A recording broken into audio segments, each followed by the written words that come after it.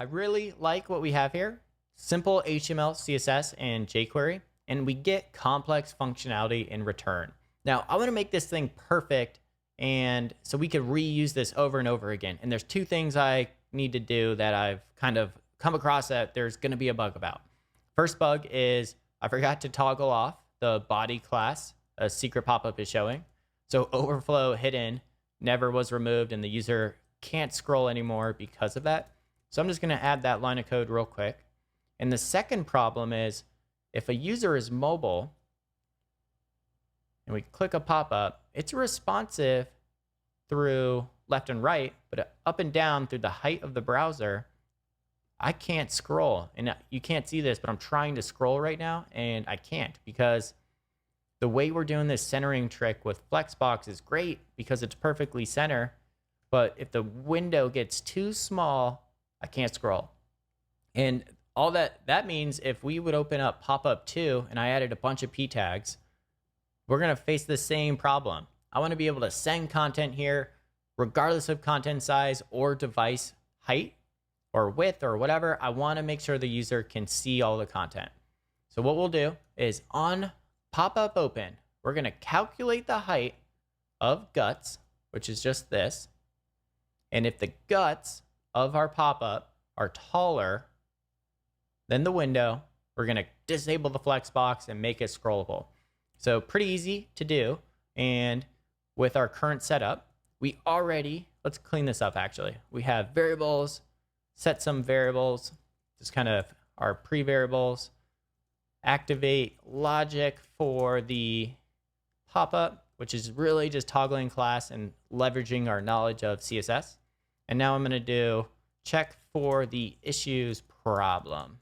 I'll put some exclamation marks just because this is important. Now, I'm going to have to reuse this target selector. And if you're reusing a target selector, it should probably be a variable. So let's do that. So we're now declaring a variable called target with a $sign to know that this is a jQuery object, just like we've done throughout this entire course. Refactor the code there, so we're using that instead of the selector. And now what I can do is create a variable called target content height is equal to, and we'll say the target, and let's open this up just to clarify one last time. We have, let me get some more room for us. We have our secret pop-up, which is just position fixed, 100% height, 100% width. Our guts wrap, which is just 100% height, 100% width for the Flexbox trick.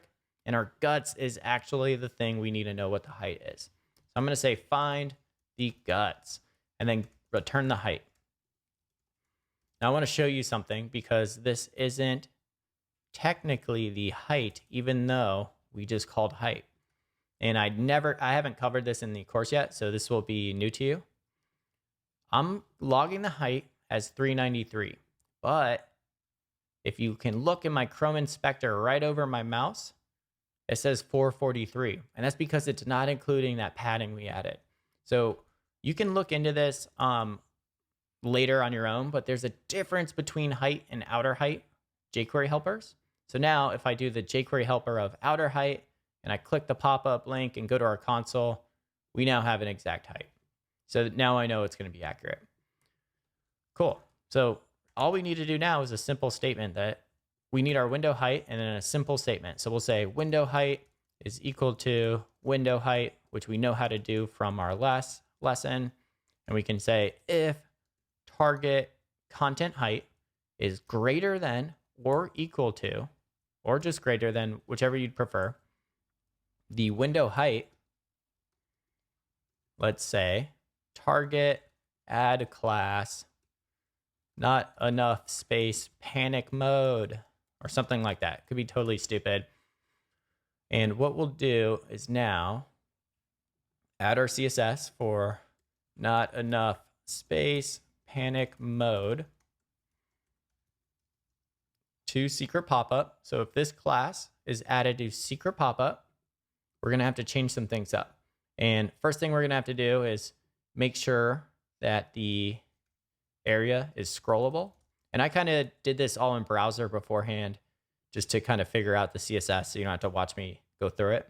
I'm going to add touch manipulation to scrolling, which just means if you're on a mobile device, it's going to be a lot faster to scroll.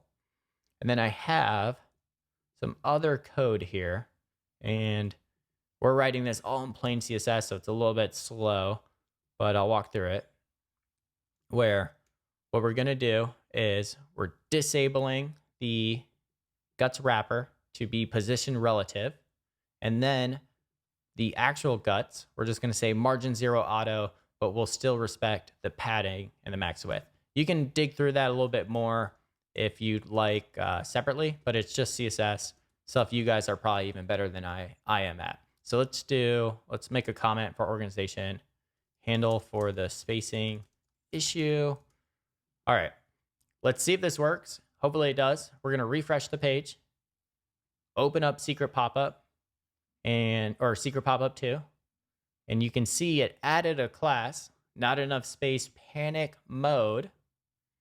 And all I have to do now is, if I scroll down, the user can scroll. That's nice, it works. Let's go to a really small window and open up pop-up 1. It seems to work pretty nice. And you can see that wasn't really any extra work to do. I want to now just handle for removing that class, which, to be honest, we could just keep it, or no, we should actually remove it. Let's do else remove class, not enough space, panic mode. And fortunately, these helpers are so useful because they'll handle for if the class doesn't exist, just ignore this. So refresh, and we get I'm a secret pop-up. Refresh, I'm a secret pop-up too. Pretty neat. Now we can use this as much as we want. Our next lesson, I'll actually go into this a little bit more and do just kind of design stuff. And then we'll do another jQuery demo to kind of wrap things up.